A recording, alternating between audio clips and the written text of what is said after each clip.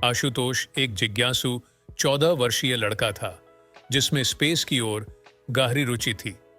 उसने अपने कंप्यूटर के सामने बैठकर अनगिनत घंटे बिताए, इंटरनेट के विभिन्न कोनों में खुद को खोजते हुए सार्वजनिक रहस्यों से लेकर वैज्ञानिक रहस्यों तक सब कुछ छानबीन किया।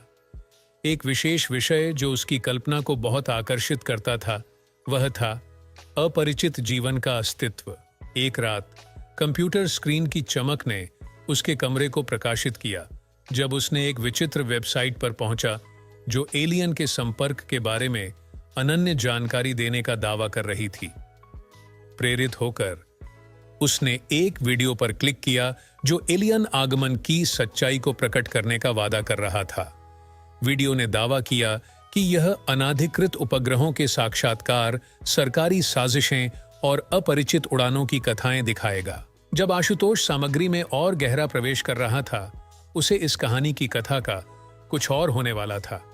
उस रात तारे अपने फूले हुए कमरे में रंगत लाने लगे, उसे बाहर निकलने के लिए बुलाते हुए।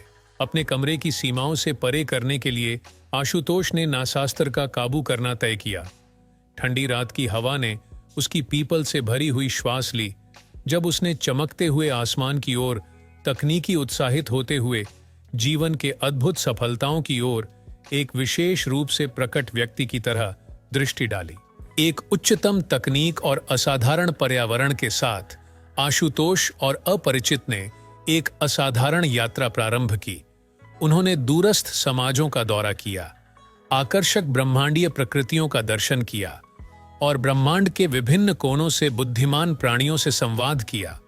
जब उड़ान भरता हुआ उपग्रह स्वर्गीय चादर में बढ़ता है तो आशुतोष का चित्त ब्रह्मांड के अद्भुत रचना के साथ एक हो जाता है। अंत में अपरिचित ने आशुतोष को धन्यवाद देते हुए उसे पृथ्वी पर वापस लाया, वैसे ही खुला मैदान में लैंड कर गया था। आशुतोष ने अपने कमरे में लौटते हुए उसके दिमाग में उसके संवेदनशील अनुभवों से गूंथी गई अत्यधिक उत्सुकता से भरी थी, जबकि उसका अपरिचित से किया गया यात्रा एक रहस्य बना रहा।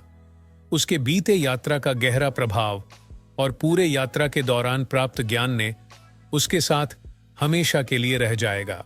जब वह ब्रह्मांड के आश्चर्यों की खोज जारी रखता है तो आशुतोष जानता है कि ब्रह्मांड में अनगिनत रहस्य छुपे हैं जो खोले जाने का इंतजार कर रहे हैं।